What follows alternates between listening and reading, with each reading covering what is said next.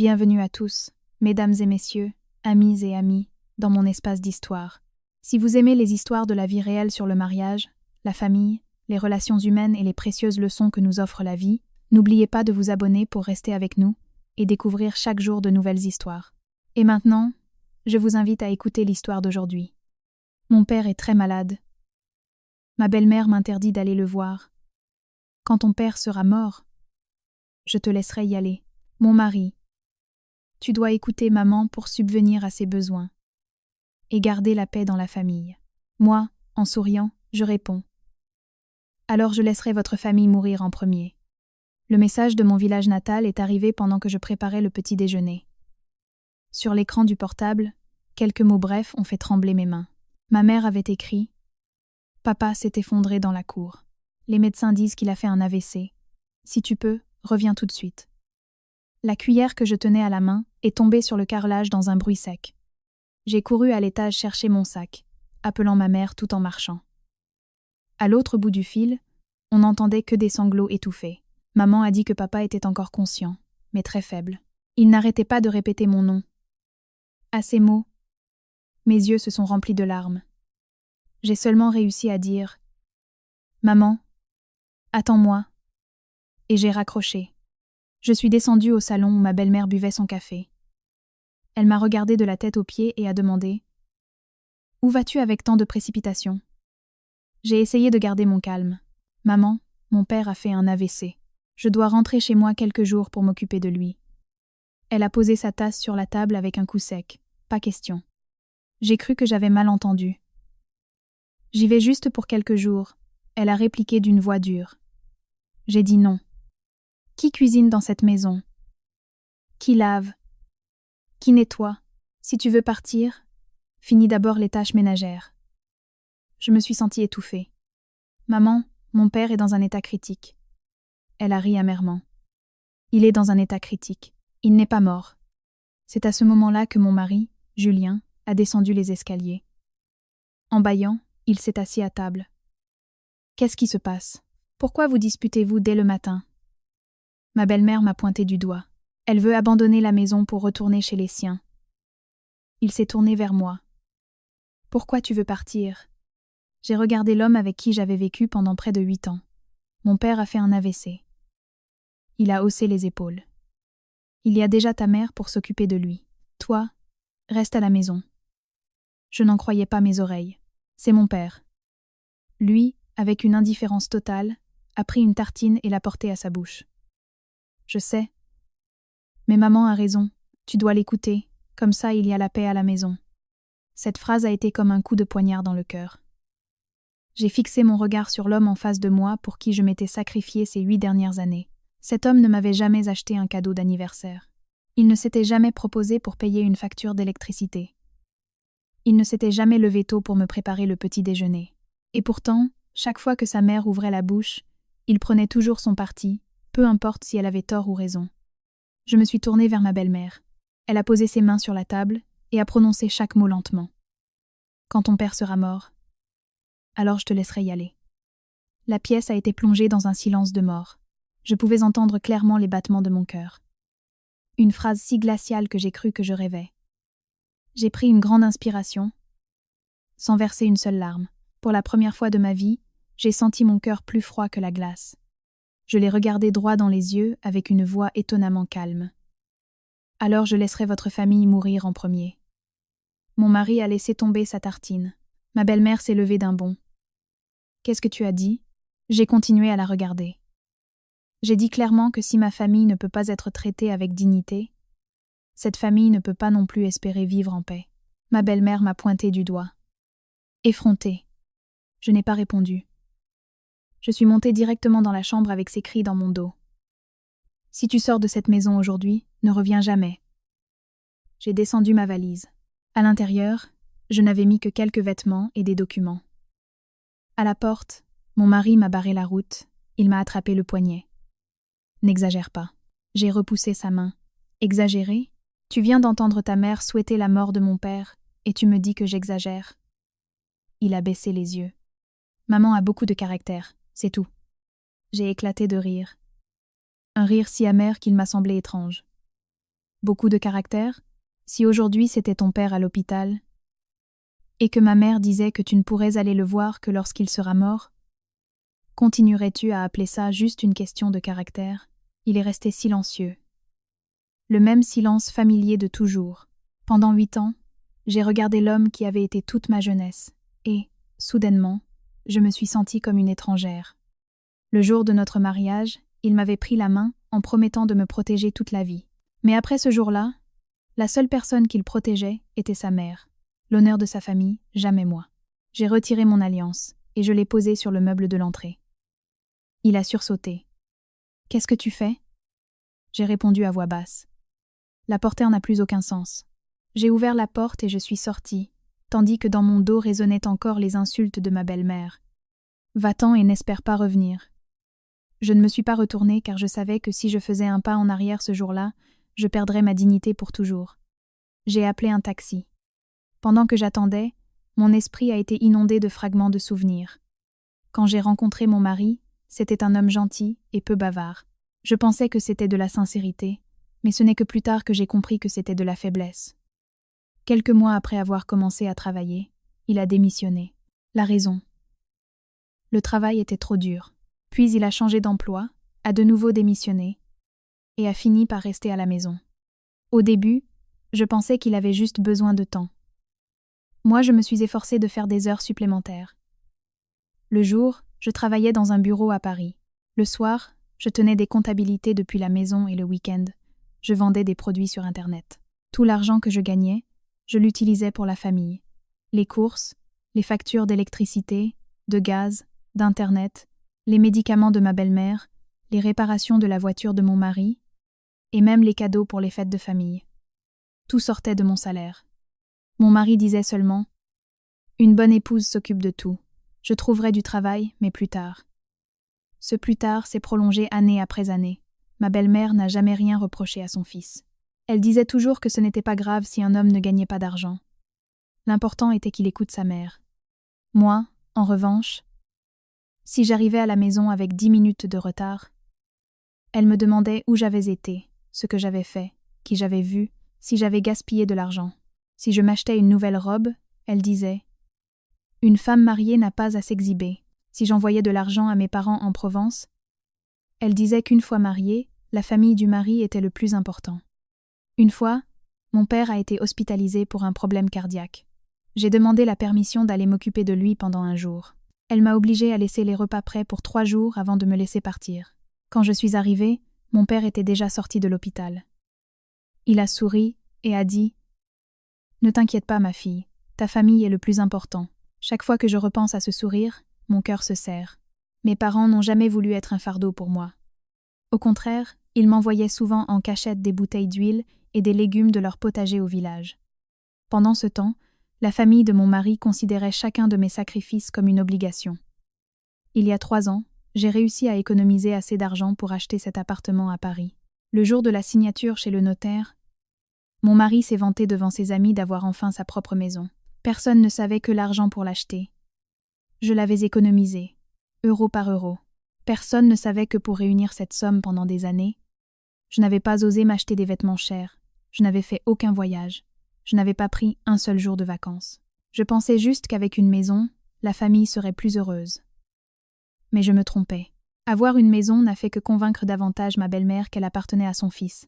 Et moi, j'étais toujours juste la belle-fille qui devait servir toute la famille. Le taxi s'est arrêté devant moi. Je suis montée dans la voiture, regardant la maison que je laissais derrière moi à travers la vitre. Pour la première fois, je ne la voyais plus comme mon nid, mais seulement comme un endroit pour lequel j'avais échangé trop de jeunesse, recevant en retour seulement froideur et ingratitude. J'ai pris mon portable et j'ai appelé ma mère. « Maman, c'est moi. Tu es en route ?» J'ai serré fort le téléphone. « J'arrive pour être avec papa et toi. Et cette fois, quoi qu'il arrive, je ne laisserai plus jamais papa m'attendre. » Le taxi m'a déposée à la gare et je suis montée dans le TGV sous un soleil brûlant de midi. J'ai posé ma tête contre la vitre, les mains serrées autour de mon téléphone. Pendant le voyage vers le sud, j'ai appelé ma mère je ne sais combien de fois. Chaque fois que j'entendais sa voix, mon cœur se serrait.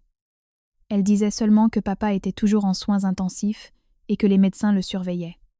C'est à ce moment-là que le téléphone a sonné. C'était mon mari. J'ai regardé l'écran quelques secondes, puis j'ai décroché. Il a dit d'emblée « Rentre à la maison ». Je n'ai pas répondu. Il a continué « Maman est furieuse. En te comportant ainsi, tu ne fais qu'empirer les choses. » J'ai demandé à voix basse « Tu sais que mon père est à l'hôpital ?»« Oui », a-t-il répondu rapidement. « Mais même si tu y vas, tu ne peux pas faire grand-chose. » J'ai ri amèrement. Au moins, je peux être aux côtés de mon père. À l'autre bout, il y a eu un silence de quelques secondes. Puis il a dit « Tu ne penses pas à cette famille ?» J'ai fermé légèrement les yeux. Famille. Quel mot étrange. J'ai répliqué « Quelle famille ? La famille dans laquelle ta mère vient de souhaiter la mort de mon père, ou la famille dans laquelle tu ne m'as jamais défendu une seule fois ?» Il a commencé à perdre patience. « D'accord, fais ce que tu veux, mais ne le regrette pas. » J'ai raccroché. Pour la première fois en 8 ans. J'ai raccroché la première. Moins d'une minute plus tard. Ma belle-mère a appelé. Je n'ai pas répondu. Elle a appelé avec insistance. À la 10e tentative, j'ai décroché. Sa voix était stridente. « Comme tu es courageuse, hein ? Tu me défies et tu pars de la maison. » J'ai répondu avec calme. « Je vais juste voir mon père. » Elle a ri avec mépris. « Si tu mets un pied dans ton village, n'essaie pas de revenir ici. » J'ai répondu doucement. « Cette maison est à moi. » À l'autre bout du fil, il y a eu un instant de silence, et puis elle a crié « Qu'est-ce que tu as dit ?» Je n'ai pas donné d'explication. J'ai simplement raccroché. C'était la première fois que je disais la vérité que j'avais gardée cachée pendant des années. Cette maison avait été payée avec mon argent. Le nom sur l'acte de propriété était le mien. Mais depuis le jour où nous avions emménagé, je ne m'en étais jamais servi pour me vanter. Je pensais qu'en famille, on n'avait pas besoin de faire les comptes. C'est seulement aujourd'hui que j'ai compris qu'avec certaines personnes, plus tu supportes de choses, plus elles en profitent. Dès que le train s'est approché de la Provence, le ciel s'est assombri et il a commencé à pleuvoir. Les champs d'oliviers s'étendaient à perte de vue des deux côtés. Cette image familière m'a rempli les yeux de larmes. Cela faisait presque 6 mois que je n'étais pas revenue. Non pas parce que j'étais occupée, mais parce qu'à chaque fois que je demandais à y aller, ma belle-mère trouvait une excuse pour m'en empêcher. Une fois, elle a dit qu'une femme mariée appartient à la famille de son mari. Une autre fois, elle a dit que si je continuais à courir après mes parents, les gens du village parleraient. Je restais toujours silencieuse. Je pensais que si je tenais bon, les choses s'amélioreraient. Mais il s'avère que ma patience ne faisait que faire croire aux autres que j'étais faible. Le taxi s'est arrêté devant l'hôpital provincial. Je suis entrée presque en courant. Dès mon arrivée dans le couloir, j'ai vu ma mère recroquevillée sur une chaise en plastique. Ses cheveux étaient beaucoup plus blancs, son visage amaigri, et elle tenait encore un mouchoir en papier dans sa main pour sécher ses larmes. En me voyant, elle s'est levée d'un bond. « Tu es revenue ?» Je l'ai serrée fort dans mes bras. Nous sommes restés ainsi, enlacés et pleurant. Cela faisait très longtemps que je n'avais pas serré ma mère dans mes bras. Elle a caressé mes cheveux. « Je sais que ça a été difficile pour toi de venir. Ne t'inquiète pas. Je sais. Pardonne-moi. Je suis arrivée tard. » Elle a secoué la tête. « L'important, c'est que tu sois là. » Un médecin est sorti de la chambre. Il a dit que papa était hors de danger, mais qu'il devait rester en observation pendant quelques jours. C'est seulement à ce moment-là que j'ai senti que mes jambes tremblaient un peu moins. Je suis entrée dans la chambre des soins intensifs. Papa était allongé là, le visage pâle, une perfusion dans le bras. L'homme qui, dans mes souvenirs, avait toujours été le plus fort, avait maintenant beaucoup maigri. En entendant un bruit, il a lentement ouvert les yeux. Il m'a fixé, puis a esquissé un faible sourire. « Tu es déjà là, hein ?» Je me suis agenouillée près du lit, en lui prenant sa main osseuse. « Je suis revenue. Pardonne-moi. » Il a faiblement secoué la tête. « Tu n'as pas à demander pardon. L'important, c'est que tu ailles bien. » Mes larmes coulaient sans cesse. Papa était toujours le même, ne pensant qu'à ses enfants toute sa vie. Il ne m'a pas demandé pourquoi j'avais mis tant de temps. Il ne m'a pas reproché non plus d'être venu si peu depuis que je m'étais mariée. Il se souciait seulement de savoir si j'allais bien, si je mangeais suffisamment. À ce moment-là, ma mère est entrée avec un bol de bouillon. J'ai pris le bol, et avec beaucoup de précaution, j'ai donné à manger à mon père, cuillerée par cuillerée. Il mangeait très lentement. Chaque bouchée était un effort. En voyant cette scène, j'ai souhaité que le temps puisse reculer pour pouvoir passer plus de temps avec mes parents. Cet après-midi-là, je suis descendue me renseigner sur certains frais médicaux et extras que la sécurité sociale ne couvrait pas. L'employé m'a informé que le dépôt initial était sur le point de s'épuiser. Sans hésiter, j'ai immédiatement transféré la somme nécessaire. Ma mère m'a regardée avec gêne. « Garde ton argent pour ta famille. Papa et moi, on va s'arranger. » J'ai souri. Ma famille est ici. Maman a baissé la tête et s'est retournée pour cacher ses larmes. Le soir, j'ai étendu une fine couverture sur les chaises du couloir de l'hôpital. Juste au moment où j'allais m'endormir, mon portable a de nouveau vibré. Un message de mon mari. « Maman dit que tu dois rentrer demain. Il n'y a plus de coquillettes à la maison. » J'ai fixé ces mots pendant un long moment. Alors que mon père était à l'hôpital, sa plus grande préoccupation était les coquillettes. J'ai répondu par une seule phrase. « Achète-en. » Moins d'1 minute plus tard, un autre message est arrivé. Je ne sais pas lesquels acheter. J'ai éclaté de rire. Un rire plein d'amertume. Un homme de plus de 30 ans ne savait pas acheter des pâtes. Ou plutôt, il n'en avait jamais eu besoin. Car jusqu'à présent, c'était toujours moi qui m'occupais de tout. Du paquet de coquillettes à la bouteille d'huile, la bouteille de gaz, jusqu'à chaque rouleau de papier toilette. S'il manquait quelque chose, je l'achetais. Si quelque chose se cassait, je le réparais ou j'appelais un technicien. Lui, il n'avait qu'à manger et dormir. Le lendemain matin, alors que j'achetais le petit déjeuner à la cafétéria pour mes parents, le téléphone a de nouveau sonné. C'était ma belle-mère.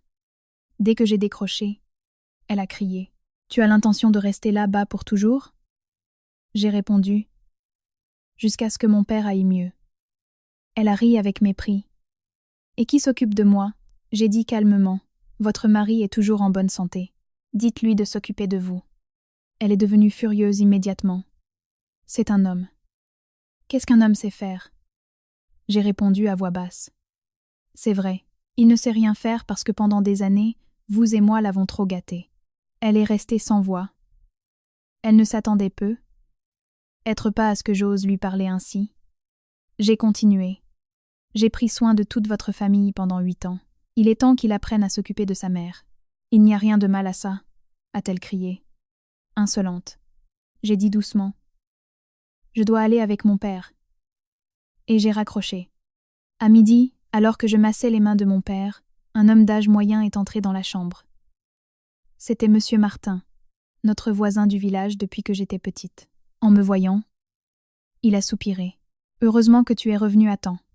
Ces jours-ci, ton père n'arrêtait pas de répéter ton nom. » Il s'est tourné vers mon père et lui a dit « Avoir une fille aussi dévouée est une vraie chance. » Papa a souri doucement. « Elle a déjà trop travaillé, ma petite fille. » En entendant mon père, j'ai dû me détourner. S'il avait su comment j'avais vécu ces dernières années, son cœur aurait probablement plus souffert de cela que de sa propre maladie. Cet après-midi-là, alors que j'étais assise dans le couloir, j'ai reçu une notification de la banque. 15 500 € venaient d'être débités de mon compte. J'en suis restée de marbre. C'était un paiement effectué dans un grand magasin d'électronique à Paris, comme les Galeries Lafayette ou Darty. J'ai ouvert l'application pour vérifier. La carte de crédit secondaire que j'avais donnée à mon mari pour les urgences venait d'être utilisée pour un achat.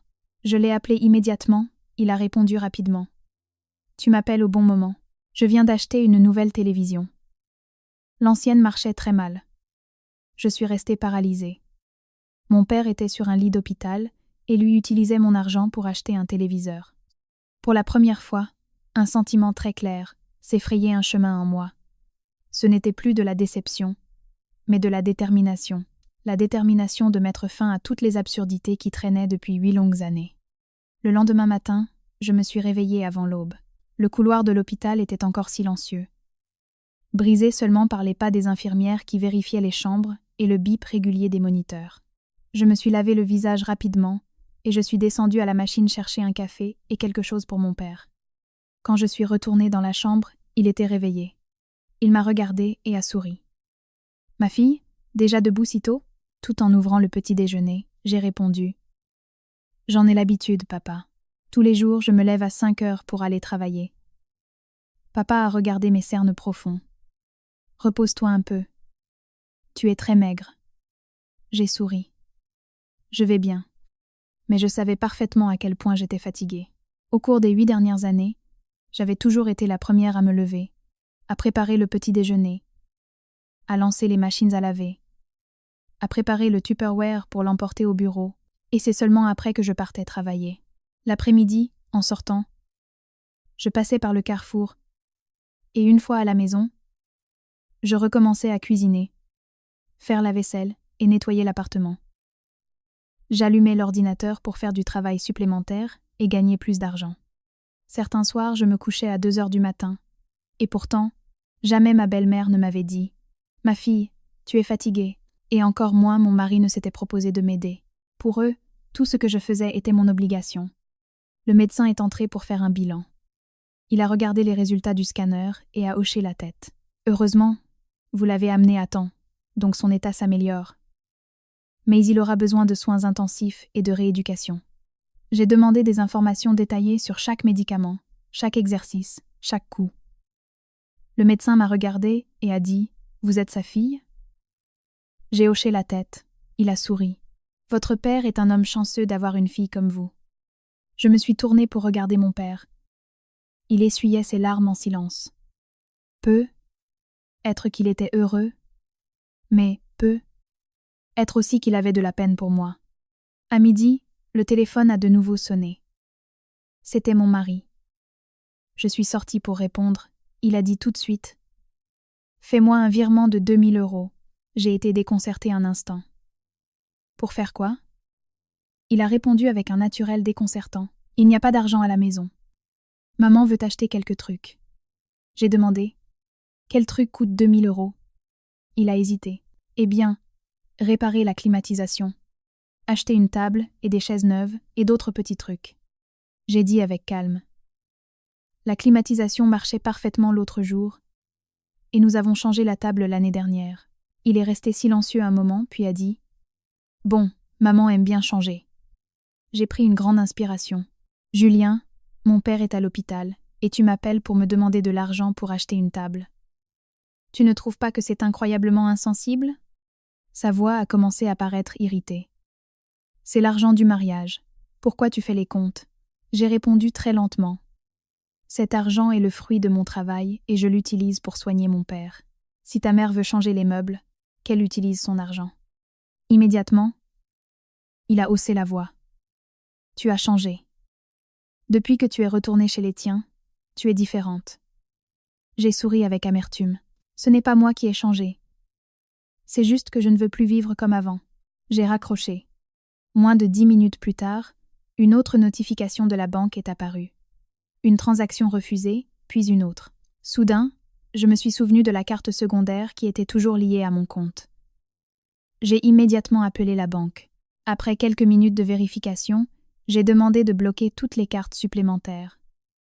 L'opérateur a confirmé que l'opération était terminée. J'ai posé le téléphone, me sentant un peu plus légère. Pour la première fois depuis de nombreuses années, je commençais à apprendre à protéger l'argent que j'avais tant de mal à gagner. L'après-midi, ma mère épluchait une orange pour mon père. J'en ai profité pour sortir acheter quelques petites choses. À peine arrivée à la porte de l'hôpital, j'ai vu une voiture familière. C'était la voiture de mon mari. Il est descendu, portant toujours la chemise que je lui avais achetée l'année dernière, avec un sac de fruits à la main. Pendant un instant, j'ai pensé que il avait commencé à s'inquiéter, mais dès qu'il s'est approché, il m'a tendu le sac. « Tiens, maman a dit de l'acheter pour faire bonne figure. » J'ai regardé le sac. À l'intérieur, il n'y avait que quelques pommes bon marché. Ce qui m'a attristée n'était pas la valeur, mais la façon dont il a dit « pour faire bonne figure ». Il ne m'avait pas demandé comment allait mon père. Il ne m'avait pas demandé si ma mère était fatiguée. Il était seulement venu parce que sa mère le lui avait ordonné. Je lui ai demandé « Tu passes voir mon père ?» Il a secoué la tête. « Non, je dois rentrer. Maman est seule à la maison. » Je l'ai regardé. « Alors, pourquoi es-tu venu jusqu'ici ?» Il a répondu avec sincérité. « Maman m'a envoyé voir combien de temps tu comptes rester. » J'en suis restée pétrifiée. Cet homme était venu à l'hôpital. Non pas pour son beau-père, mais pour surveiller sa femme. J'ai souri légèrement. « Comme tu vois, je vais devoir rester ici plus longtemps. Tu peux rentrer chez toi. » Il a froncé les sourcils. « Quand rentres-tu ?» J'ai répondu. Quand mon père ira bien. Il a soupiré. Tu es très têtu. Je l'ai regardé droit dans les yeux. Tu sais, si aujourd'hui c'était ta mère qui était là, dedans, je laisserais tout tomber pour m'occuper d'elle. Il est resté silencieux. J'ai continué. Toi, en revanche, tu ne veux même pas daigner jeter un coup d'œil à mon père. Il a baissé la tête et, au bout d'un moment, il a dit « Maman n'aime pas ça. » J'ai éclaté de rire. « Encore une fois, maman. Pendant combien d'années encore n'auras-tu jamais vécu pour toi-même? Tu travailles. C'est maman qui décide. Tu démissionnes, c'est maman qui décide. Tu dépenses l'argent, c'est maman qui décide. Même venir voir ton beau-père, c'est maman qui décide. » Il a levé les yeux. « Ne parle pas comme ça de ma mère. » J'ai secoué la tête. « Je ne parle pas de ta mère, je parle de toi. Tu as 35 ans. Tu n'es pas un enfant. Arrête d'utiliser ta mère comme excuse pour ta propre irresponsabilité. » Il est devenu rouge de honte. Il a fait demi-tour et est parti. Je l'ai regardé s'éloigner. Pour la première fois, je n'ai pas ressenti le besoin de courir après lui pour lui demander pardon, car la personne qui devait demander pardon, ce n'était pas moi. Le soir, mon père s'est endormi tôt. Ma mère et moi étions assises dans le couloir. Maman a demandé à voix basse. « Il se passe quelque chose entre ton mari et toi ?» Je suis restée silencieuse un long moment, puis j'ai hoché légèrement la tête. Maman m'a pris la main. « Si c'est trop dur, ne te force plus. On se marie pour avoir un soutien, pas pour porter une autre famille sur son dos. » À ces mots, je n'ai pas pu retenir mes larmes. Je lui ai tout raconté. Les dépenses mensuelles que je devais entièrement assumer, le fait que ma belle-mère gardait toutes mes primes, les licenciements continus de mon mari, jusqu'à l'appartement que j'avais acheté avec mon argent. Maman en est restée de marbre. Elle n'a rien dit. Elle s'est contentée de tourner le visage de l'autre côté. Je savais qu'elle pleurait. Au bout d'un moment, elle a dit d'une voix brisée. « Pourquoi nous as-tu caché tout ça pendant tout ce temps ?» J'ai souri avec amertume. J'avais peur de vous inquiéter. Elle m'a serré la main. « Que tu es bête. Quels parents ne s'inquiètent pas pour leurs enfants ?» Juste à ce moment-là, mon portable a vibré. C'était une notification de la caméra de sécurité de la maison. J'ai ouvert l'application. La scène du salon est apparue. Ma belle-mère était assise sur le canapé, avec la table remplie de boîtes de repas livrées par Uber Eats. Tout en mangeant, elle disait à mon mari « Depuis qu'elle est partie, la maison est un désastre. Les femmes sont nées pour servir. » Mon mari mangeait tête baissée, sans protester ni dire un mot. J'ai éteint l'écran en silence. Je ne ressentais plus de colère, seulement de la pitié pour celle que j'avais été ces dernières années. Je pensais que si je faisais un peu plus d'efforts, si je me sacrifiais un peu plus, il changerait. Mais il semble que l'avidité et l'égoïsme ne puissent pas être rassasiés avec de la patience. Cette nuit-là, je suis restée longtemps assise près du lit de mon père. Il dormait profondément, et sa main serrait encore légèrement la mienne, comme s'il avait peur que je reparte. J'ai caressé ses cheveux devenus presque complètement blancs. Dans mon esprit, l'image d'il y a 15 ans est soudainement apparue. Le jour où j'ai été acceptée à l'université, nous étions pauvres. Mon père a vendu en silence son petit troupeau de moutons, le bien le plus précieux de la famille au village, pour payer mes frais d'inscription. Quelqu'un lui a demandé « Quand ta fille se mariera, continuera-t-elle à s'occuper de toi ?» Il s'est contenté de sourire. Il suffit qu'elle vive une vie honnête. Cette nuit-là, je suis restée assise très longtemps, puis j'ai ouvert mon téléphone, j'ai vérifié en silence tous les documents de la maison, l'acte de vente, les reçus des paiements, l'extrait du registre foncier. Tout à mon nom. J'ai rangé à nouveau chaque document dans un dossier protégé. Pour la première fois, une pensée que je n'avais jamais osé avoir s'effrayait un chemin dans mon esprit. Si un mariage n'est fait que de souffrance, ce qu'il faut sauver, ce n'est peu. Être pas le mariage, mais soi-même. 3 jours plus tard, la santé de mon père a commencé à montrer des signes d'amélioration. Il réussissait à s'asseoir avec l'aide du kinésithérapeute. Son bras gauche était encore faible, mais il pouvait le bouger un peu. Chaque fois que je voyais papa s'efforcer de lever le bras, je ressentais un mélange de joie et de douleur. Chaque matin, j'aidais papa à marcher dans le couloir de l'hôpital. Seulement quelques pas, mais pour une personne qui venait de subir un AVC, c'était un effort énorme. Papa marchait et souriait. « Ne me tiens pas si fort, laisse-moi essayer tout seul. » J'opinais du chef. « Bien sûr, Chaque fois qu'il titubait, instinctivement, je tendais la main pour le soutenir. Il me regardait et souriait avec tendresse. « Tu es si grande, mais pour moi, tu seras toujours ma petite fille. » J'ai baissé la tête et souri. Pour les parents, les enfants seront toujours des enfants, quel que soit leur âge. C'est alors que mon téléphone a vibré. Un message de l'entreprise. Mon patron me demandait des nouvelles de la santé de mon père et me disait de prendre tranquillement quelques jours de congé supplémentaires. Mes collègues me couvraient au travail. J'ai regardé ce message, le cœur réconforté. Au moins au travail, il y avait quelqu'un qui s'intéressait à moi. En revanche, dans l'endroit que j'appelais ma belle famille, pendant tous ces jours, personne n'avait demandé si mon père allait mieux. Leur seule préoccupation était de savoir quand j'allais rentrer. À midi, alors que je massais les jambes de mon père, le téléphone a de nouveau sonné. C'était le numéro de ma belle-mère. J'ai décroché. Sa voix était pleine de colère. « Tu as l'intention de rester là-bas pour toujours ?» J'ai dit calmement. « Papa fait de la rééducation. Je vais rester quelques jours de plus. » Elle a crié. « Combien de jours ? À la maison, il n'y a personne pour faire les tâches ménagères. » J'ai demandé. « Où est-il, lui ?» Elle a répondu instantanément. « C'est un homme. Qu'est-ce qu'il va savoir de ces choses-là ?» J'ai souri légèrement. « Moi aussi. Je suis une personne, pas une bonne. » Elle a tapé sur quelque chose contre la table. « Je t'ai entretenue toutes ces années et tu me parles ainsi. » Je suis restée silencieuse quelques secondes et j'ai répondu lentement. « Vous vous trompez, maman. Ces 8 dernières années, c'est moi qui ai entretenu toute la famille. » À l'autre bout du fil, le silence s'est fait. Elle ne s'attendait probablement pas à ce que je parle avec autant de franchise. J'ai continué. Les factures, les courses, vos médicaments, les réparations de la maison, les cadeaux pour la famille, les voyages, la télévision, le réfrigérateur, tout a été payé avec mon argent. Réfléchissez bien, maman. Combien d'argent avez-vous dépensé pendant toutes ces années ? Elle est devenue si furieuse qu'elle pouvait à peine parler. Tu me le jettes à la figure ? J'ai dit doucement. Non, je vous rappelle juste la vérité. Et j'ai raccroché.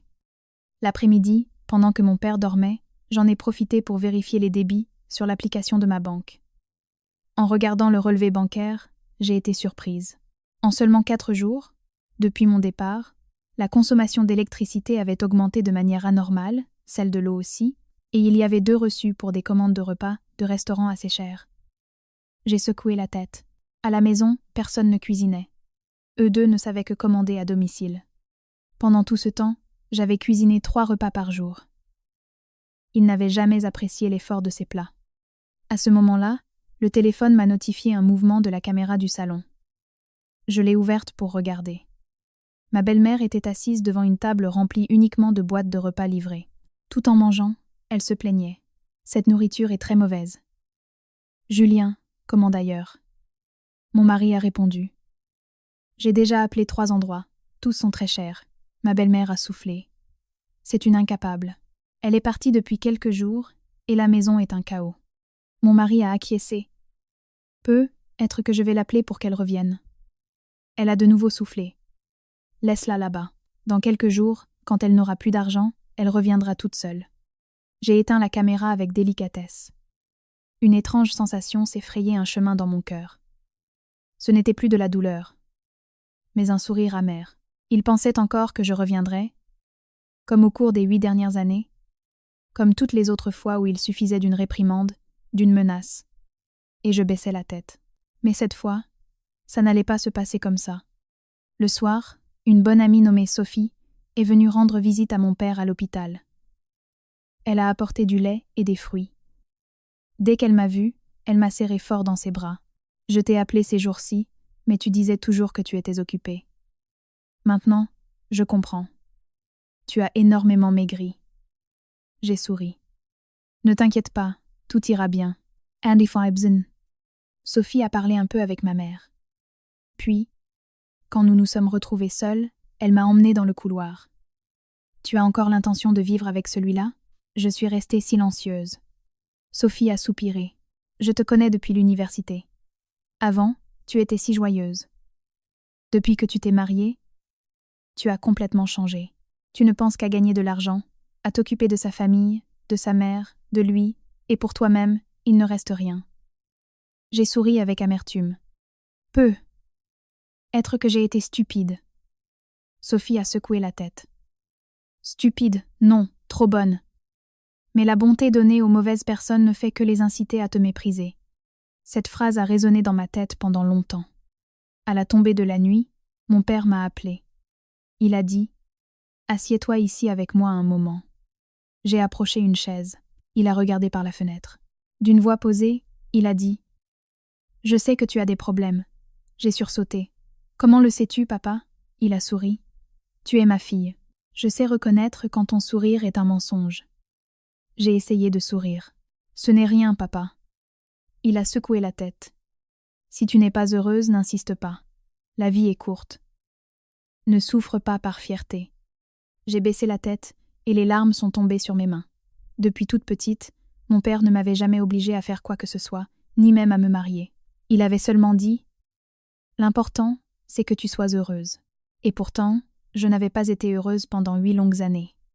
Le lendemain matin, alors que j'accompagnais mon père à la rééducation, j'ai reçu un appel du syndic de l'immeuble. Il m'a demandé « Madame, savez-vous que les charges de copropriété de ce mois-ci ont été rejetées ?» J'ai été surprise. Impossible. J'ai mis en place un prélèvement automatique tous les mois. Le gestionnaire a répondu. Le système indique que l'ordre de prélèvement a été annulé. J'ai ouvert l'application de la banque pour vérifier. En effet, le prélèvement avait été annulé. Je me souvenais parfaitement que seul mon mari connaissait le mot de passe de mon ancien téléphone. Je l'ai appelé immédiatement, il a répondu. J'ai demandé directement. Qui a annulé le paiement de la copropriété ? Il a balbutié. Maman a dit que c'était très cher. Alors elle m'a dit de l'annuler. Je suis restée sans voix. L'annuler ? Pour quelle raison ? Il a répondu avec indifférence. Pour économiser. J'ai pris une grande respiration. Ces frais sont obligatoires. Si nous ne payons pas, nous aurons une pénalité ou ils nous poursuivront en justice. Il est resté silencieux un moment. Puis a dit « Maman pensait que ce n'était pas nécessaire. » Soudain, j'ai compris que pendant toutes ces années, ma belle-mère avait toujours voulu tout décider, même sans rien y comprendre. Et mon mari, sans distinguer le bien du mal, faisait tout ce qu'elle disait. J'ai dit lentement « Écoute-moi bien.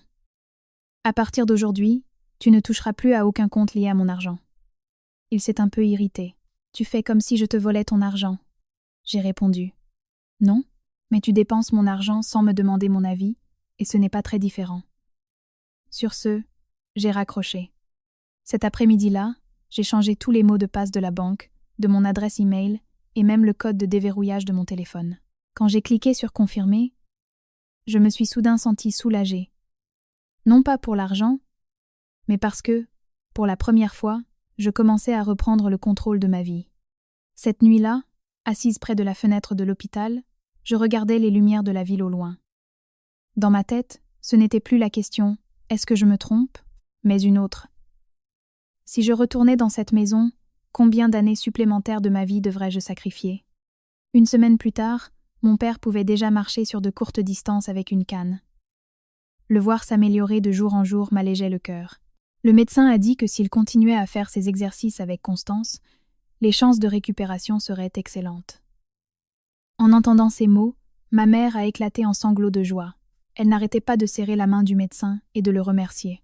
Papa, en revanche, souriait.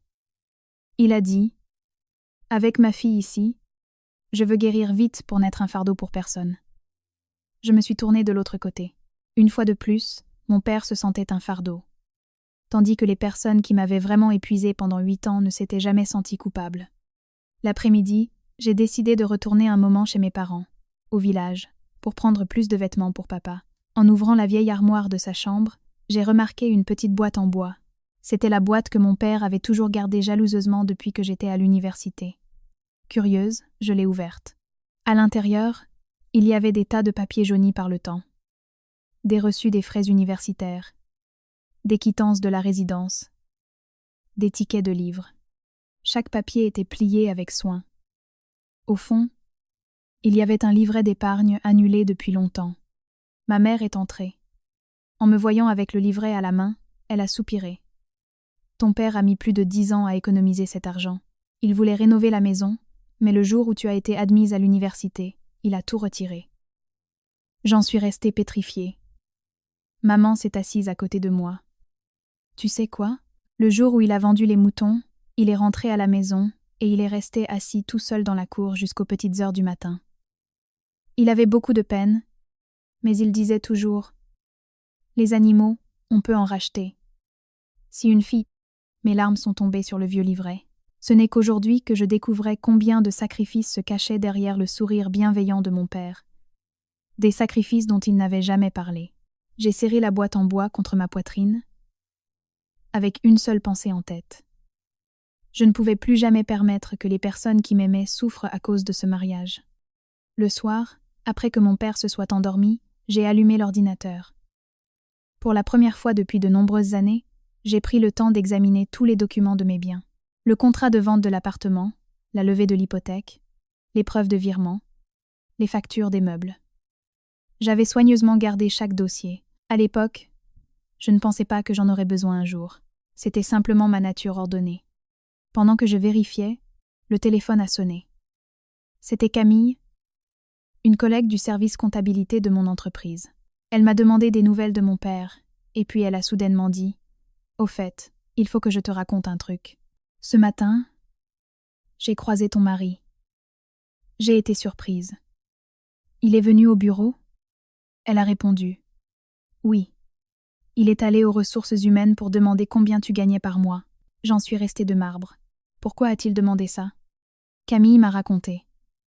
Il a dit qu'étant le mari, il devait connaître les revenus de sa femme pour gérer les dépenses. Les ressources humaines ont refusé, et, par-dessus le marché, il s'est fâché. J'ai ri amèrement. Aller au bureau pour demander mon salaire, quelque chose qu'il n'avait jamais fait, mais qui m'a donné encore plus de lucidité. Pendant toutes ces années, j'avais toujours pensé que nous étions mari et femme, que l'argent gagné par l'un ou l'autre était pour la famille. Mais à ses yeux, mon argent était quelque chose sur quoi il avait le droit de contrôle.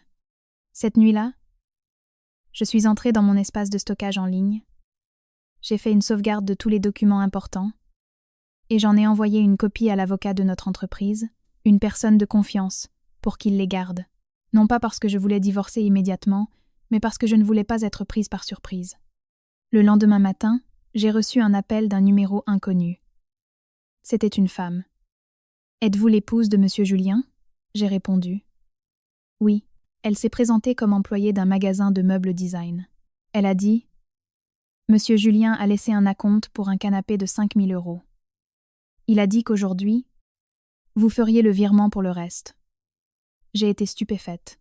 Je n'en savais absolument rien. J'ai demandé « Quelles coordonnées a-t-il laissées ?» L'employé a lu « Paiement par le compte de l'épouse. » J'ai pris une grande inspiration. Encore mon argent. J'ai dit clairement « Je ne suis pas d'accord avec cet achat. Je vous prie d'annuler toute transaction s'y rapportant. » À l'autre bout, on a aussi été surpris, mais il a dit que vous étiez d'accord. J'ai simplement répondu « Je n'ai jamais donné mon consentement. » Après avoir raccroché, j'ai immédiatement appelé mon mari. Il a répondu. Avant que je puisse parler, il s'est mis à rire. « Tu as déjà fait le virement ?» J'ai demandé. « Qui t'a autorisé à commander un canapé de 5 000 €? Il a répondu avec naturel. « Ah, maman n'aime plus le vieux salon. » J'ai demandé à nouveau. « Et l'argent ?» Il a répondu. « Eh bien ton argent. » J'ai souri. Cette fois, ce n'était plus un sourire amer, mais serein. « Écoute-moi bien. Je ne vais pas transférer un seul centime. » Il est resté silencieux, puis il a haussé la voix. « Tu vas me rendre ridicule. Ils ont déjà programmé la livraison. » J'ai répondu. « Le ridicule, c'est ton problème. Si tu as acheté de ton propre chef, débrouille-toi pour payer. » Sur ce, j'ai raccroché. Moins de 5 minutes plus tard, ma belle-mère a appelé. Dès que j'ai décroché, elle a crié. « Que diable es-tu en train de faire ?» J'ai dit avec calme. « Je ne vais acheter aucun canapé. » Elle a dit. « Quand on aura de la visite, quelle image va-t-on donner avec ce vieux canapé ?» J'ai demandé. « Avez-vous l'argent ?» Elle a répondu. « Non. » J'ai continué. « Julien a-t-il l'argent ?» Elle est restée silencieuse. J'ai conclu. « Aucun de vous n'a l'argent. » Alors, pourquoi devrais-je payer, moi ? Elle s'est fâchée. Parce que tu es la belle-fille. J'ai dit doucement. Être la belle-fille ne signifie pas être un distributeur automatique. Pour la première fois, j'ai senti qu'elle ne savait pas quoi répondre. J'ai raccroché. Ensuite, j'ai ouvert mon téléphone, j'ai révoqué l'accès de mon mari à toutes les applications de paiement, j'ai supprimé les données de ma carte de crédit des comptes d'achat en ligne qu'il utilisait. J'ai changé tous les codes de vérification. Cela m'a pris près d'1 heure. Quand j'ai terminé, j'ai regardé l'écran du portable et j'ai soupiré. Il y avait des choses que j'aurais dû faire bien des années plus tôt. L'après-midi, l'avocat de l'entreprise m'a appelé. Il a dit « J'ai examiné les documents que tu m'as envoyés. La situation patrimoniale est très claire. J'ai demandé, en cas de litige, quelles sont les probabilités. L'avocat a répondu. L'appartement a été acquis par toi avant le mariage. Les paiements sont tous documentés par des relevés bancaires. L'origine de l'argent est démontrable comme étant tes revenus personnels. La propriété est incontestable. En entendant cela, je n'ai pas ressenti de joie, seulement de la tristesse. La tristesse parce que la personne en qui j'avais le plus confiance m'avait obligée à recourir à un avocat pour protéger mes propres biens. Le soir, j'étais assise avec mon père dans les jardins de l'hôpital. Il parvenait déjà à marcher lentement, pas à pas. Le ciel était rempli d'étoiles. L'air du sud était étrangement paisible. Mon père a soudainement demandé « M, tu as encore ton mari ?» Je suis restée silencieuse pendant un long moment, puis j'ai faiblement secoué la tête. Je ne sais pas. J'aimais peu être l'homme d'il y a 8 ans, pas celui de maintenant. Mon père a regardé au loin. Il a dit d'une voix posée « Le mariage n'a pas seulement besoin d'amour, mais aussi de respect. Si une personne ne sait pas t'apprécier, ne sacrifie pas toute ta vie en échange de son indifférence. » Je lui ai pris sa main ridée. Pour la première fois, je n'avais plus peur de mettre fin à ce mariage, parce que j'ai compris que celui qui t'aime vraiment ne t'obligerait jamais à choisir entre tes parents et ton mariage, et ne considérerait jamais tes sacrifices comme une obligation. Cette nuit-là, j'ai regardé la copie de l'extrait du registre foncier de la maison sur l'écran de mon portable. La ligne avec le nom du titulaire était très claire.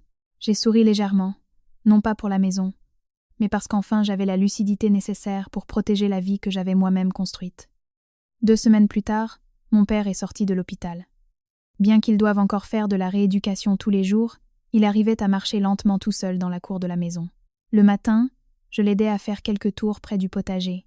Les rangées de légumes verts, le chant du coq et l'odeur de l'herbe fraîche me donnaient une paix incroyable.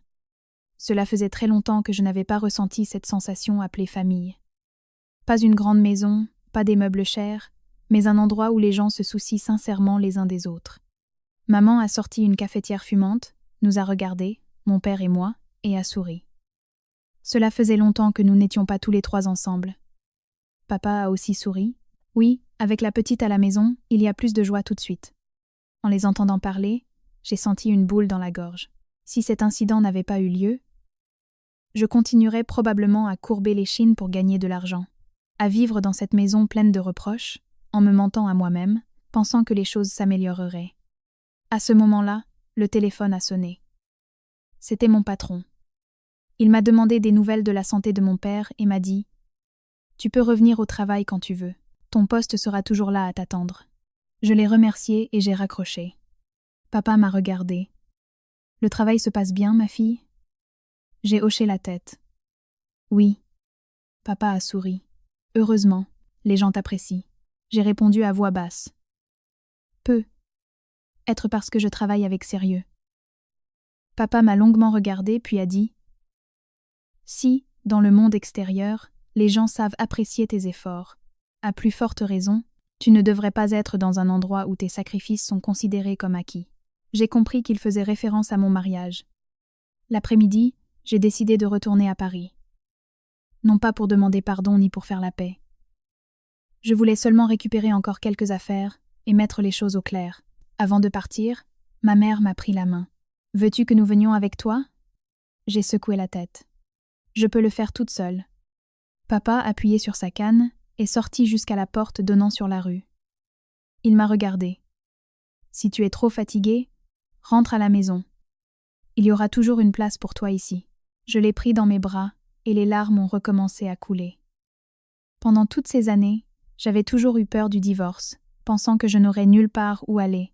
C'est seulement aujourd'hui que je me suis rappelé que j'avais toujours eu une maison, celle de mes parents. 3 heures plus tard, la voiture s'est arrêtée devant mon appartement à Paris. La porte n'était pas verrouillée. Je suis entrée. Une forte odeur de nourriture rance, des vêtements jetés partout sur le canapé, des bouteilles vides par terre.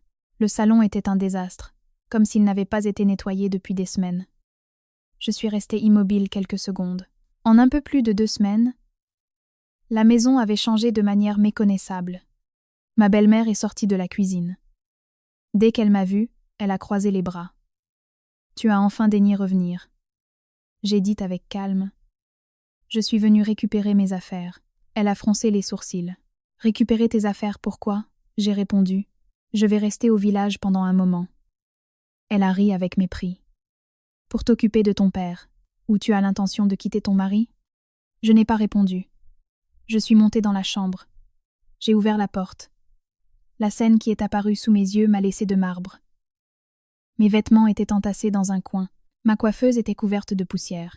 Mon ordinateur avait été déplacé dans une autre pièce, et la moitié de mon armoire avait été utilisée par ma belle-mère pour ranger des couvertures et des draps. Je suis descendue. « Qui a touché à mes affaires ?» Ma belle-mère a répondu avec indifférence. « De toute façon, tu n'étais pas là. » Laisser tout vide était un gaspillage.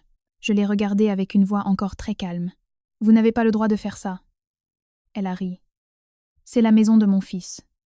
Je fais ce que je veux. » Je n'ai pas discuté. J'ai sorti mon portable en silence et j'ai pris des photos de tout.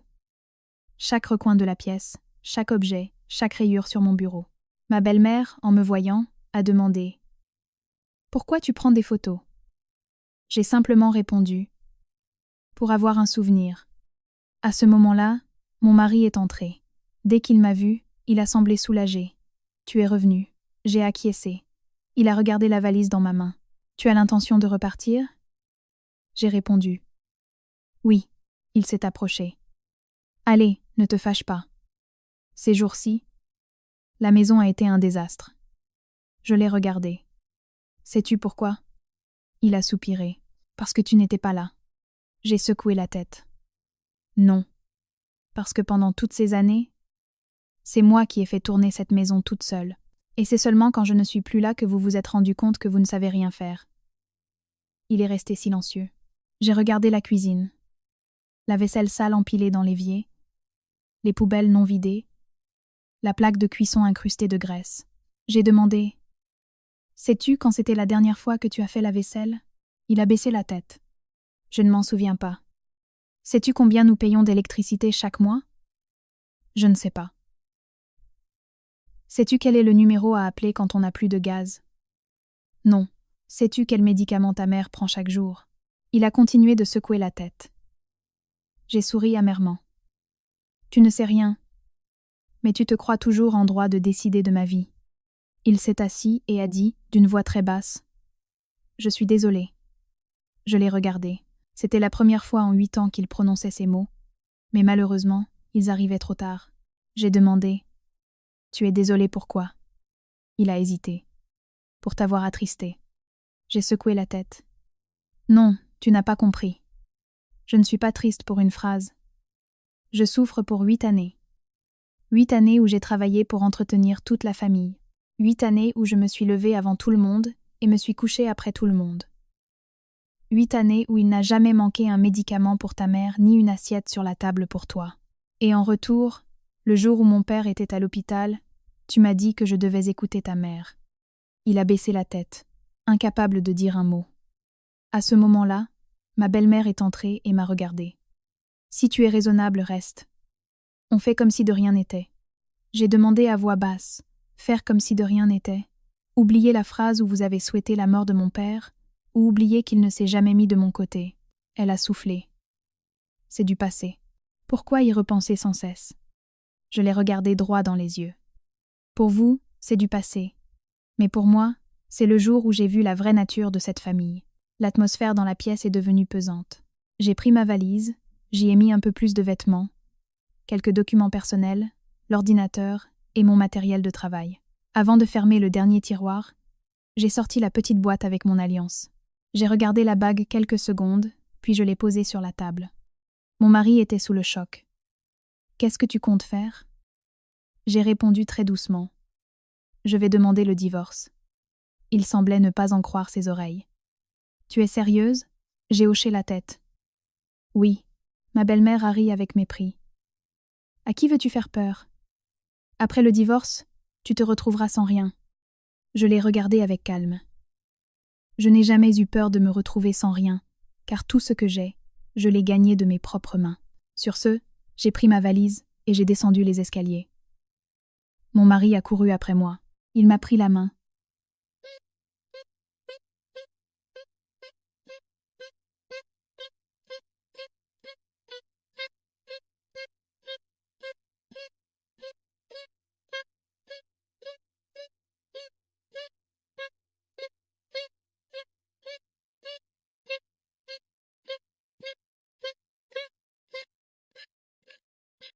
Il est resté pétrifié au milieu du salon.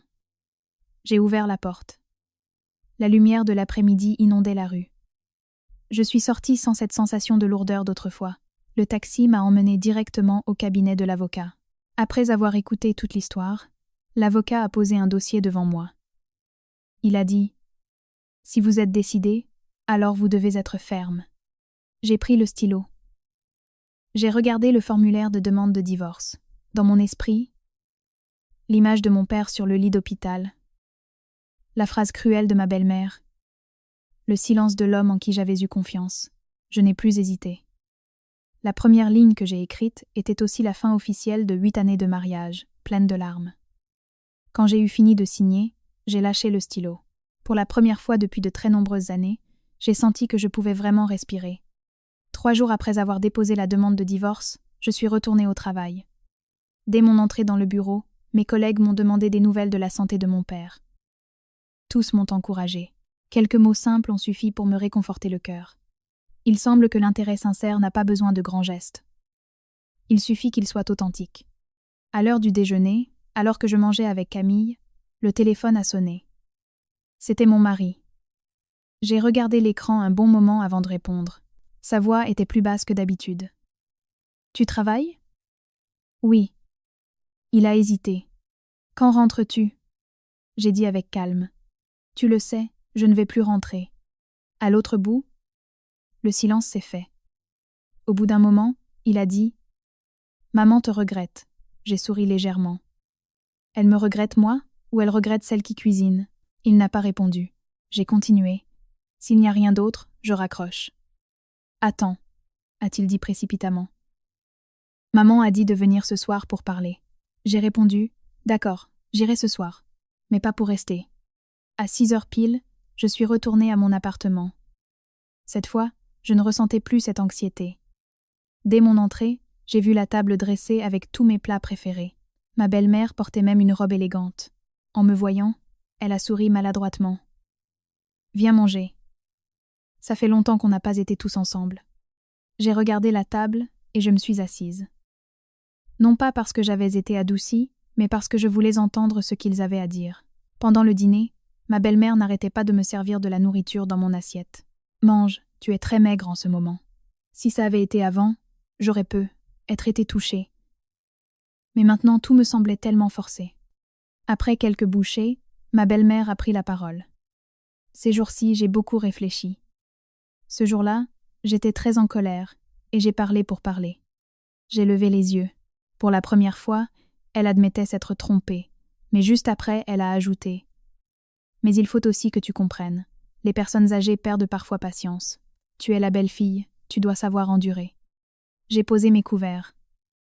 Ainsi, au bout du compte, elle ne se sentait toujours pas coupable. Dans son esprit, j'étais toujours celle qui devait tout supporter. Mon mari est intervenu immédiatement. « Allez, laissons le passé derrière nous. Je sais que je me suis trompée. Donne-moi l'occasion de réparer. » Je l'ai regardé. « Comment comptes-tu réparer ça ?» Il a répondu aussitôt. « Je vais chercher du travail. » J'ai demandé. « Quand ?» Il a répondu. « La semaine prochaine. » J'ai continué à demander. « Où ?» Il a hésité. « Eh bien, je dois chercher. » J'ai souri légèrement. C'était la même phrase que j'entendais depuis 8 ans.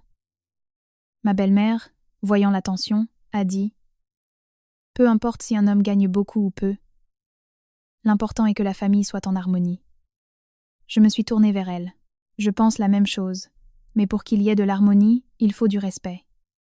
Elle a froncé les sourcils. Qu'est-ce que tu veux dire? J'ai répondu. Je veux vous poser une question. Si ce jour-là, à l'hôpital, ça avait été votre père, est-ce que quelqu'un vous aurait empêché d'y aller? Elle n'a pas répondu. J'ai posé une autre question. Si quelqu'un vous avait dit que vous ne pouviez y aller que lorsque votre père serait mort, l'auriez-vous accepté? Elle a baissé la tête. Au bout d'un moment, elle a dit « C'est du passé. N'en parlons plus. » J'ai secoué la tête. Non. J'ai besoin d'entendre des excuses. La pièce a été plongée dans un silence total. Ma belle-mère s'est crispée. Probablement que dans toute sa vie, personne n'avait exigé qu'elle demande pardon. Mon mari a regardé sa mère. « Maman, demande-lui pardon. » Elle l'a foudroyé du regard. « C'est moi la mère, pas question. » Une mère ne demande pas pardon à sa belle-fille. À ces mots, j'ai compris que tout espoir s'était évanoui. Je me suis levée lentement. Merci. Aujourd'hui, je suis venue ici pour confirmer une chose. Vous n'avez jamais changé. Vous avez seulement peur. Peur de perdre la personne qui prend en charge toute la maison. Ma belle-mère a tapé du poing sur la table. Tu dis n'importe quoi. Je l'ai regardé droit dans les yeux. Si vous m'aimiez vraiment, vous m'auriez appelé pour me demander comment allait mon père. Si vous m'aimiez vraiment, vous m'auriez demandé pardon dès le premier jour.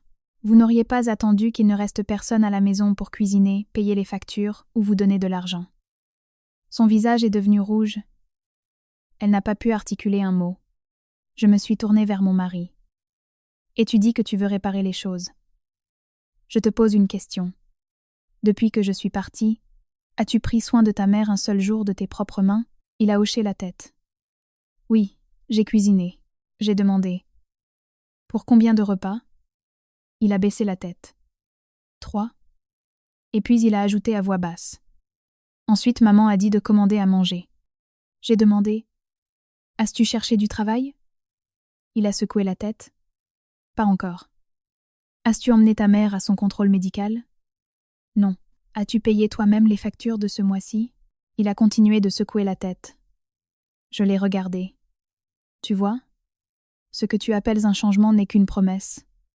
La vie continue pareil. Il a pris ma main. Je le ferai vraiment. Crois-moi pour la dernière fois. J'ai doucement retiré ma main. Tu sais quoi? Le plus effrayant, ce n'est pas que les personnes fassent des erreurs, mais qu'elles répètent toujours la même erreur jusqu'à ce que les autres n'aient plus confiance. À ce moment-là, mon téléphone a sonné. C'était l'avocat. Il m'informait que le Schindler Tribunal avait déclaré ma demande de divorce recevable. En entendant ma réponse, ma belle-mère a pâli. Elle a demandé. « Tu as vraiment déposé la demande ?» J'ai acquiescé. « Oui. » Elle s'est levée d'un bond. « Tu es folle. Si tu divorces, qui entretiendra cette maison ?» Cette question m'a fait éclater de rire, non pas de joie, mais parce qu'enfin elle avait dit ce qui la préoccupait le plus. Non pas de perdre une belle-fille, mais de perdre celle qui entretenait toute la famille. J'ai répondu avec calme. Ce n'est plus ma responsabilité. Elle m'a pointé du doigt. Ingrate, je t'ai entretenue pendant 8 ans. Je l'ai regardée pendant un long moment, puis j'ai dit lentement. Ces 8 dernières années, j'ai payé la nourriture, l'électricité, l'eau, les médicaments, les réparations, la voiture, les voyages. Si on fait les comptes, celle qui a été entretenue, c'est votre famille, pas moi. La pièce était dans un silence de mort. Même mon mari avait la tête baissée. Il savait que je disais la vérité. J'ai ouvert mon sac, j'ai sorti un dossier et je l'ai posé sur la table. Ce sont tous les reçus des dépenses des 3 dernières années. Ceux que j'ai payés, je les ai tous gardés. Ma belle-mère, tremblante, a tourné les pages. Les factures d'électricité, d'eau, d'internet, d'assurance, le reçu des activités extrascolaires de son petit-fils qu'elle m'avait une fois demandé de payer, la réparation du toit, l'achat du lave-linge. Sur chaque feuille, le nom du payeur était le mien. Elle s'est laissée tomber sur la chaise, le visage blanc comme un mur. J'ai rangé le dossier et j'ai dit très calmement « Je ne vous montre pas ça pour récupérer l'argent. Je veux juste que vous compreniez que personne n'a le droit de considérer les sacrifices d'une autre personne comme une obligation. » Sur ce, j'ai pris mon sac et je me suis levée. Cette fois, Personne ne m'a retenu. En sortant par la porte de l'immeuble, j'ai entendu la voix de mon mari derrière moi. Il a couru après moi avec les yeux rouges. Si je cherche du travail, si je change de vie, tu reviendrais? J'ai regardé l'homme qui avait été tout mon monde et j'ai faiblement secoué la tête. Il y a des arbres dont personne ne s'occupe quand ils sont verts. Quand ils sèchent, tu peux les arroser tout ce que tu veux, ils ne redeviendront jamais comme avant. Sur ce, je suis montée dans ma voiture. Dans le rétroviseur, je le voyais encore debout devant la porte. Et moi, pour la première fois, depuis de très nombreuses années, je n'ai pas regardé en arrière. 1 mois plus tard, l'audience de conciliation a eu lieu au tribunal de Paris. Ce matin-là, je suis arrivée très tôt. Je portais un simple tailleur-pantalon couleur crème, les cheveux attachés, et à la main un dossier rempli de documents. Ce n'était pas de simples papiers. C'était 8 années de mon travail. Chaque euro gagné en travaillant le soir, chaque goutte de sueur. Quelques minutes plus tard, mon mari et ma belle-mère sont également entrés. En comparaison avec la dernière fois, ils semblaient beaucoup plus négligés. Mon mari avait visiblement maigri, et ses vêtements n'étaient plus impeccables. Ma belle-mère avait beaucoup plus de rides sur le visage. En me voyant, elle a gardé une expression froide, mais j'ai remarqué que dans ses yeux, il n'y avait plus la même assurance qu'avant. Le greffier nous a invités à entrer. Après avoir vérifié nos identités, il a demandé aimablement « Les conjoints souhaitent-ils parvenir à un accord de réconciliation ?» J'ai répondu immédiatement « Non ». Mon mari est resté silencieux un long moment, puis il a dit à voix basse « J'aimerais que ma femme y réfléchisse. » Le greffier s'est adressé à moi. « Avez-vous changé d'avis ?» J'ai secoué la tête. « Non. » Il a acquiescé et est passé à la question des biens. À ce moment-là, ma belle-mère est intervenue brusquement. « L'appartement est à mon fils.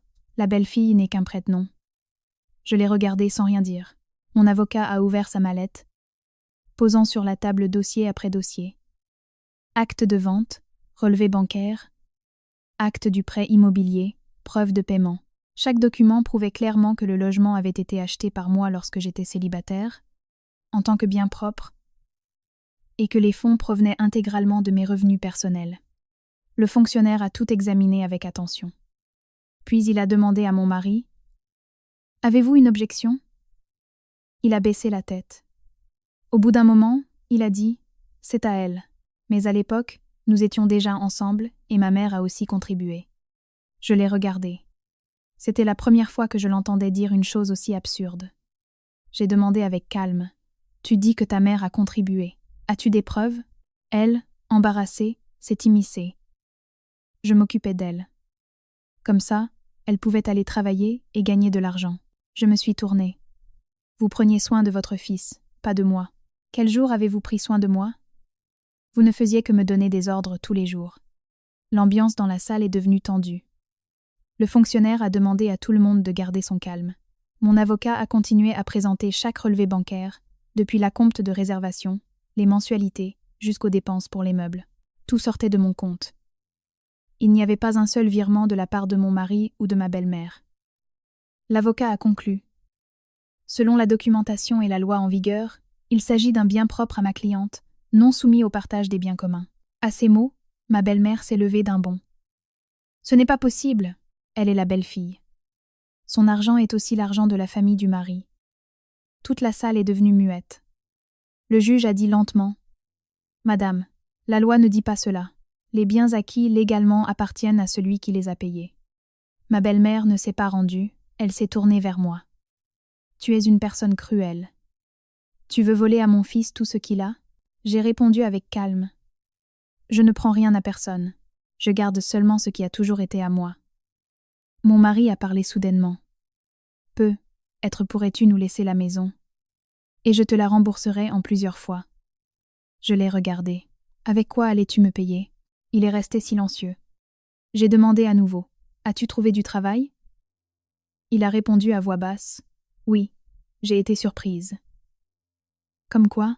Il a répondu « Manutentionnaire à mi-temps, pour 800 € par mois. » J'ai acquiescé. Au moins cette fois, il avait bougé. Mais j'ai ensuite ajouté « Si tu avais commencé à travailler il y a 8 ans, peut-être qu'aujourd'hui, nous ne serions pas assis ici. » Il a baissé la tête, sans dire un mot de plus. L'audience a été suspendue pendant 15 minutes. Je suis sortie dans le couloir pendant que je buvais un peu d'eau. J'ai entendu ma belle-mère dire à son fils « Tu dois garder la maison coûte que coûte. Sans maison, où allons-nous vivre ?» Mon mari a dit à voix basse « Mais cette maison est à elle. » Ma belle-mère a explosé. « À elle, mon œil. C'est ta femme. Tu dois la récupérer. » En entendant cela, j'ai soupiré. Jusqu'au dernier moment, elle ne pensait qu'à la maison. Elle ne s'était jamais demandé pourquoi sa belle-fille voulait divorcer. L'audience a repris. Le fonctionnaire a posé des questions sur les frais d'entretien pendant le mariage. J'ai présenté tous les relevés bancaires des 3 dernières années.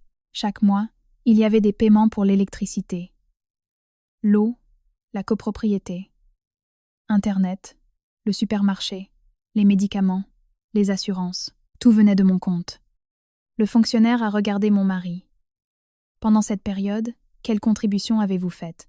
Il est devenu rouge. Après un long moment, il a répondu « Pas beaucoup. Je n'ai rien dit. » La vérité était écrite sur ces papiers. Mon avocat a présenté un autre dossier. C'étaient les documents qui prouvaient que j'avais payé la dette pour acheter la voiture de mon mari, les travaux de la maison et même des frais médicaux de ma belle-mère datant d'il y a des années. Le fonctionnaire, après les avoir examinés, a soupiré. Il a regardé mon mari. « Saviez-vous que votre épouse avait pris en charge tout cela ?» Lui, la voix brisée, a dit « Je le savais, mais je ne pensais pas que c'était autant. Je me suis tournée pour le regarder. Tu ne le savais pas ? Parce que tu ne l'as jamais demandé. » La conciliation s'est terminée sans accord. Avant de partir, on nous a informés. S'il n'y a pas de changement, l'affaire passera en jugement selon la loi. J'ai acquiescé. Je suis sortie du tribunal. Ce jour-là, le ciel était très dégagé. J'étais sur le point de monter dans ma voiture quand mon mari m'a appelé. Il s'est arrêté à quelques pas de moi, la voix enrouée. « Je suis désolée, non pas pour la maison, mais parce que pendant toutes ces années, je n'ai jamais vu à quel point tu faisais des efforts. » Je l'ai regardé pendant un long moment.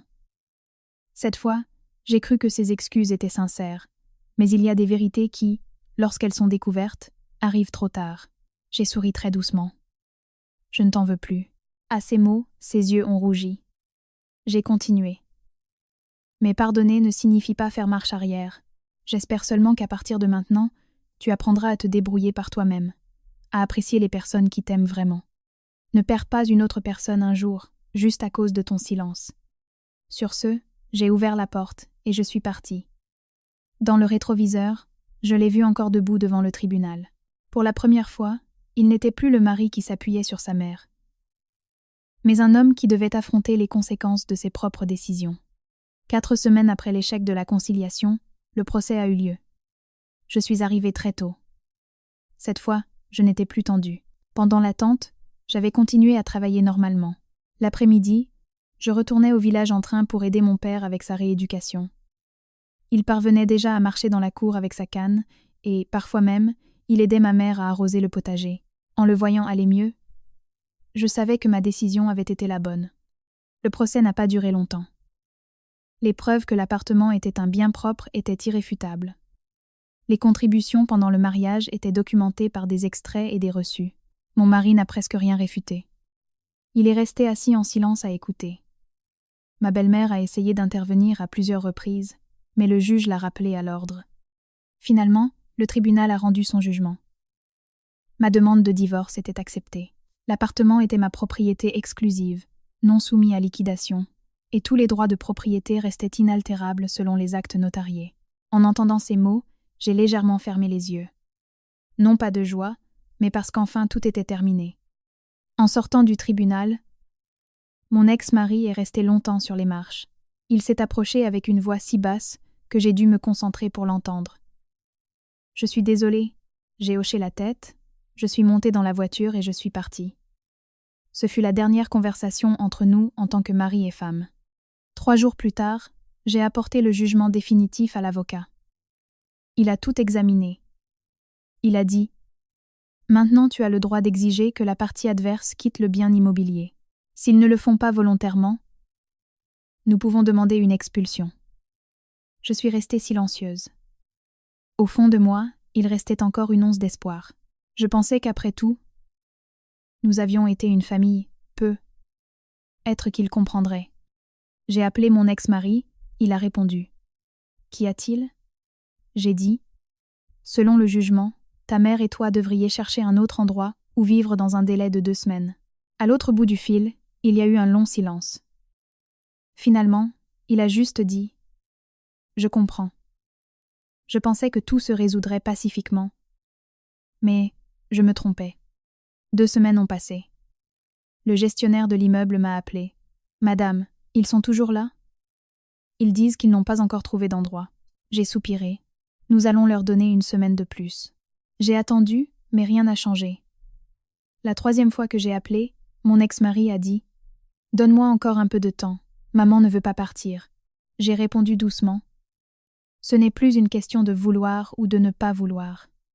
C'est une décision de justice. » De nouveau le silence. Finalement, je me suis vue obligée de présenter une demande d'exécution du jugement pour l'expulsion. Ce matin-là, l'huissier de justice, accompagné de 2 agents de police, s'est présenté pour exécuter l'ordre d'expulsion. J'étais là aussi. La porte familière s'est ouverte et je suis entrée. Dans la cour intérieure, il y avait encore la vieille moto de mon mari. Les pots de fleurs dont je m'occupais étaient presque tout secs. La maison, auparavant propre et rangée, semblait maintenant désolée. Ma belle-mère, en voyant l'huissier de justice, a crié « C'est la maison de mon fils, vous ne pouvez pas entrer. » L'huissier de justice lui a calmement montré la décision de justice.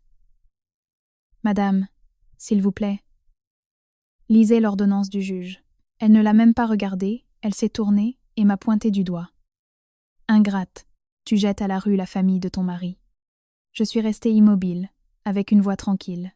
« Je ne jette personne, je récupère juste ma maison. » Elle a continué à pleurer et à se lamenter. Les voisins, attirés par le bruit, se sont penchés sur le palier. Beaucoup se regardaient avec surprise. Un vieux monsieur a demandé à voix basse. « Mais cette maison n'était pas au fils ?» L'huissier de justice a répondu. « Selon le registre, l'appartement est la propriété de madame. » Tous autour sont restés stupéfaits. La propriétaire de l'épicerie du coin a murmuré. Pas étonnant que je la voyais toujours travailler du matin au soir et payer toutes les courses. Une autre voisine a ajouté. Je pensais que l'appartement appartenait à sa famille à lui, mais il s'avère que c'est la belle-fille qui l'a acheté. Les murmures grandissaient. Ma belle-mère a pâli. Peu. Être que pour la première fois, elle a compris ce que l'on ressentait en voyant la vérité révélée devant tout le monde. Mon ex-mari est sorti de la maison. Il portait de vieux vêtements de travail. Les mains tachées de poussière d'entrepôt. J'ai été surprise. Peu. Être qu'il avait vraiment commencé à travailler. Il m'a regardée, puis s'est adressé à sa mère. « Maman, partons. » Ma belle-mère a secoué la tête. « Non. C'est la maison de mon fils. » Il a répondu à voix basse. « Non. Cette maison est à elle. » Ma belle-mère s'est laissée tomber par terre, les larmes sillonnant son visage. Pendant toutes ces années, elle s'était toujours vantée devant ses proches que son fils avait une magnifique maison, qu'il était un homme de valeur. Aujourd'hui, son propre fils devait admettre que tout cela n'avait jamais été sa propriété. L'huissier leur a donné du temps pour rassembler leurs affaires. Je ne suis pas entrée. Je suis restée devant l'entrée, regardant en silence les cartons qu'ils sortaient, la télévision qu'ils avaient achetée avec mon argent, la table à manger que j'avais choisie, les rideaux que j'avais accrochés de mes propres mains.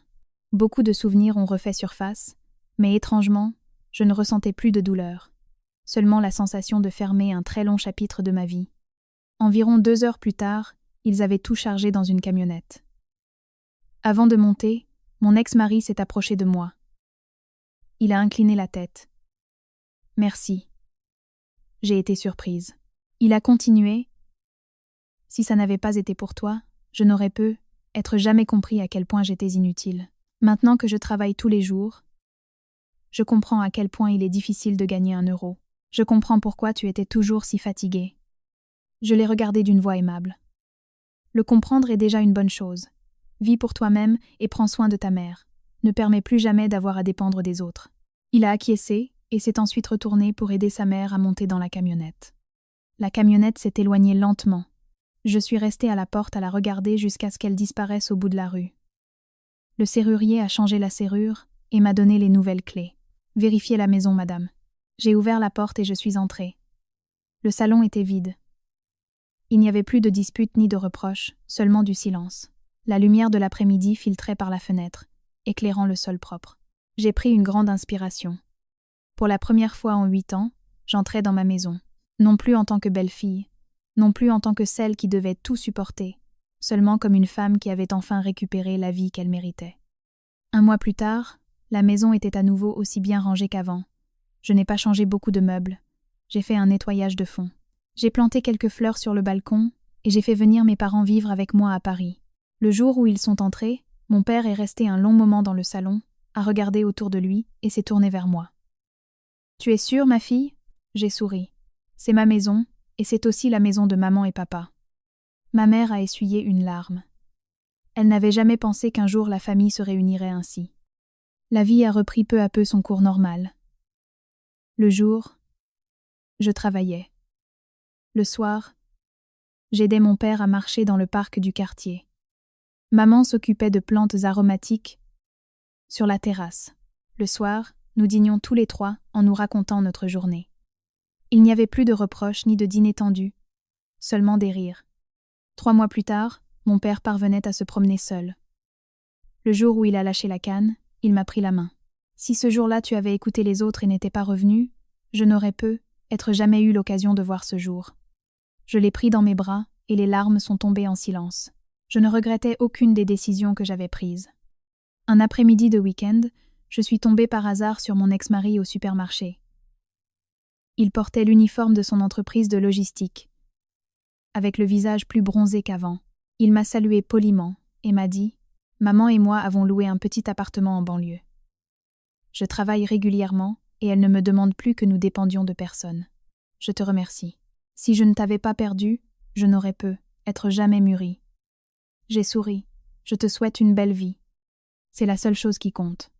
Nous nous sommes éloignés dans des directions opposées. Sans plus de rancune, sans plus de liens. Seulement avec la sérénité de celui qui a fait la paix avec le passé. Ce soir-là, pendant le dîner, mon père a mis un morceau de poisson dans mon assiette et ma mère m'a servi un autre bol de soupe. Une scène simple, mais plus chaleureuse que tout ce que j'avais eu auparavant. Soudain, j'ai compris. Une maison n'est pas faite de murs ou d'objets coûteux, mais d'amour et de respect.